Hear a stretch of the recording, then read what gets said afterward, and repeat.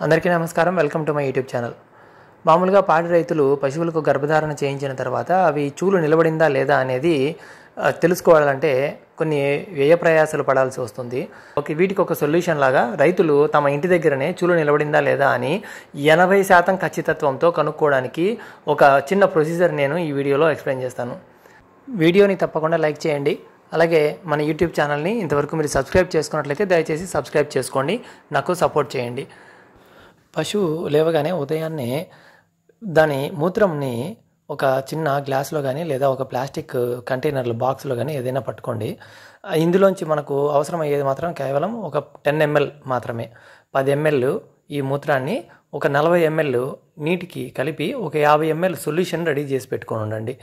తర్వాత ఇది పక్కన పెట్టేసుకొని ఇప్పుడు ఒక ప్లాస్టిక్ కానీ గ్లాస్ది కానీ ఏదైనా ఒక పెట్రీ డిష్ లాగా ఒక ప్లేట్ లాగా ఉండేటువంటి గుంతలా ఉండేటువంటి దాన్ని ఒకటి రెడీ చేసుకొని శుభ్రమైన దాన్ని అందులో ఒక 1/2 ఇంచి హైట్ వచ్చే విధంగా కాటన్ను ఒక పొరలాగా ఏర్పాటు చేసుకోవాలి.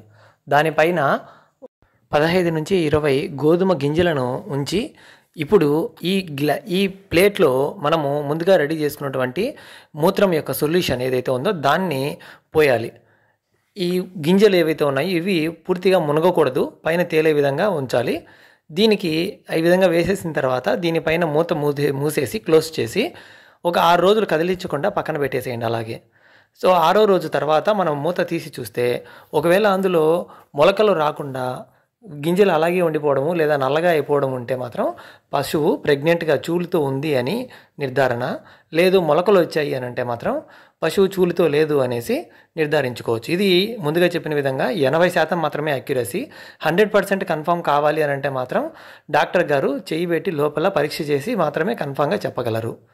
గర్భధారణ చేయించిన 60 రోజులకు మనము ఈ పరీక్షని కన్ఫర్మేషన్ టెస్ట్ లాగా వాడుకోవచ్చు. Okay, thank you for watching.